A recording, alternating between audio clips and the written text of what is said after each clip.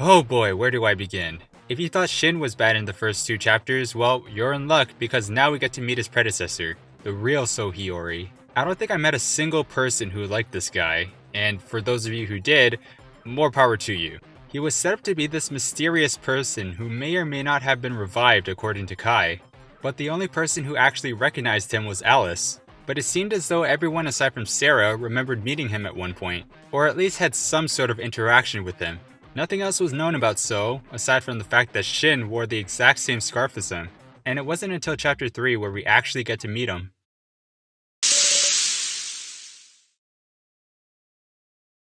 Since Shin had taken his name, Sou asked Sarah to give him a new one. For simplicity's sake, we're just going to refer to Sou as Midori and Shin as Sou. It's worth noting that you can really name him whatever you want, aside from the names of the other candidates. He makes a snarky remark if you input either the first or last name, but if you want to name him Meister, it seems he really doesn't want to be named after him. With Midori, he really is just like Ranger because he's evil for the sake of being evil. He enjoys dragging out the game as long as he can, not because he hates humans, but because he's actually interested in them, albeit for all the wrong reasons. We learned from Sou's AI that Midori wanted to know everything he could about humans. What makes them hurt? What makes them suffer? What pains them physically? What do they learn? What do they remember? What did they forget? He'd play with them until they broke, which is exactly what he did in chapter 3. First, let's talk about the dummies.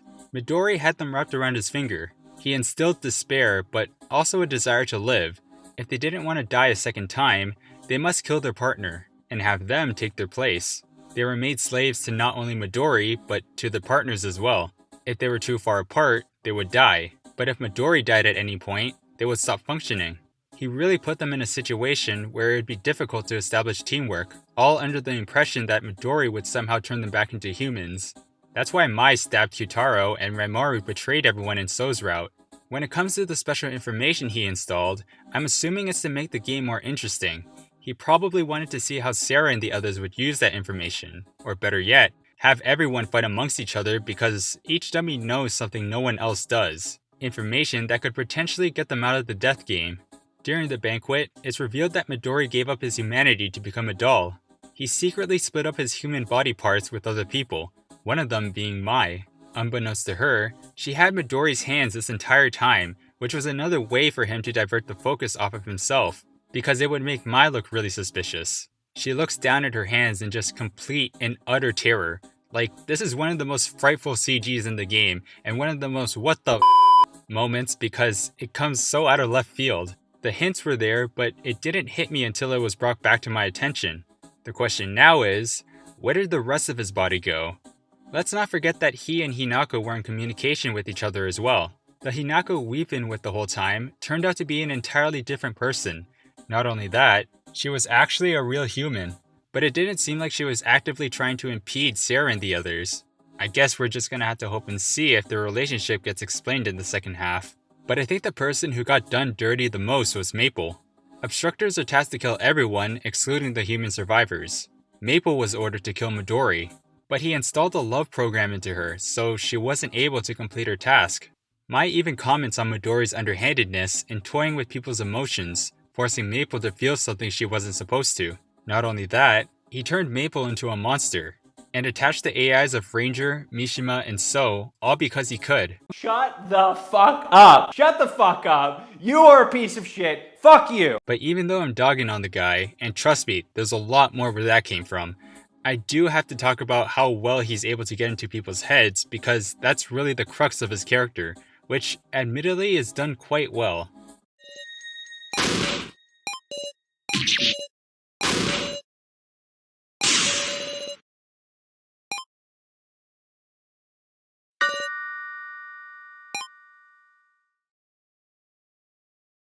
Midori is someone who always wants to be in the dominant position and doesn't like it when people get the better of him. He enjoys teasing others and derives happiness from their pain. While going through chapter 3 again, I noticed that he really loves living out the details of things because they don't know what he knows, and you know damn well he wants to take advantage of that. When he started the game of tag, all he said was that the person who's it loses in an hour. He then purposely left his collar in the monitor room so that he couldn't be tagged. He managed to preoccupy everyone with something that was ultimately meaningless because it gave Mai just enough time to make a move. Furthermore, he never once said that the person who was it was going to die. It was just another ploy to distract them. Midori then goes on to psychologically torment Keiji. The criminal that day didn't have a gun. Midori was the one who prompted Keiji to shoot. His life was ruined because of it.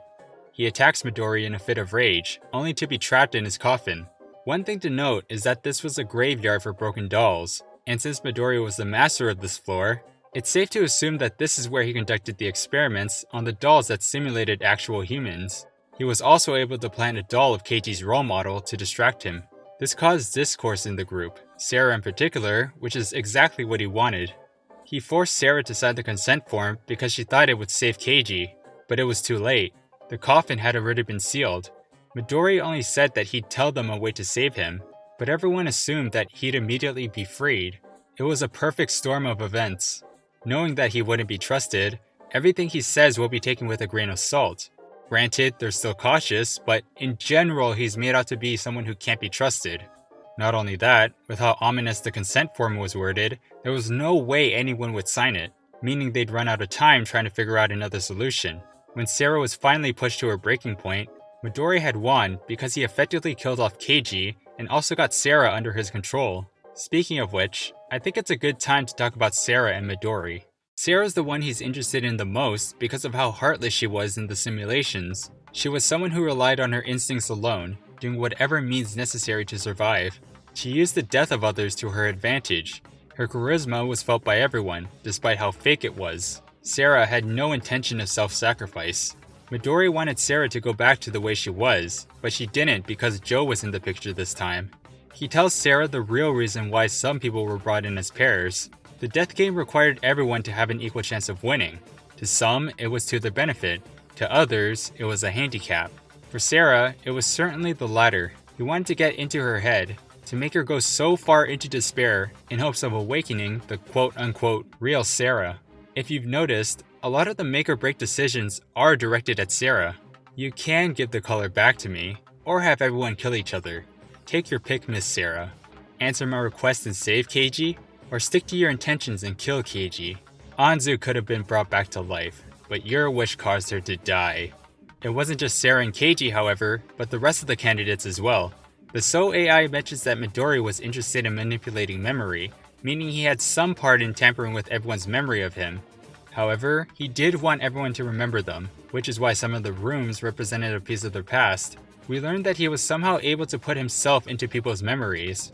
If you watch Bleach, then think of Tsukishima's Book of the End ability, except their interactions really did happen, if you know what I mean. And if you don't, well, go watch Bleach because I don't want to spoil anything. Anyways, Midori's presence and having them sign their contract at the lowest points effectively ruined their entire life. But here's where it gets even crazier. By signing the contract, one of their wishes will be granted, in exchange for devoting their life to Asunaro and participating in the death game. Reiko was given a chance to reunite with her brother, Alice had a chance to kill Midori, Kyutaro was given a healthy body, Gein's mother was healthy and still looks after him to this day, and Kana and So were able to meet each other, as both of them wanted to meet their biological family. Technically, Kana's wish was Kugi's wish because that's what Kugi wished for, but who's counting? So yes, Midori was able to grant everyone's wishes, but it was heavily twisted from what they imagined, all because they'd forgotten their memories. I'd hate to make another reference, but Midori just pulled a Calypso from Twisted Metal. Again, if you know, then you know, and if you don't worry about it. So how does one defeat Midori, you ask? Well, by simply outsmarting him. Despite his lust for human suffering, he actually fears his own mortality, which is the reason why he became a doll in the first place. But when Maple came to attack him, he got scared. He tried intimidating the dummies by reminding them that their lives are on the line as well. But at that point, they were ready to die if it meant putting an end to Midori's games.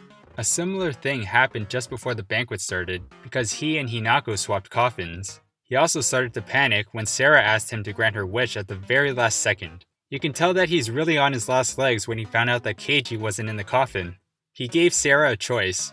If she chooses Gein, then he wouldn't expose Keiji for breaking the rules. Obviously, Sarah refused, and so, Midori's reign of terror came to an end.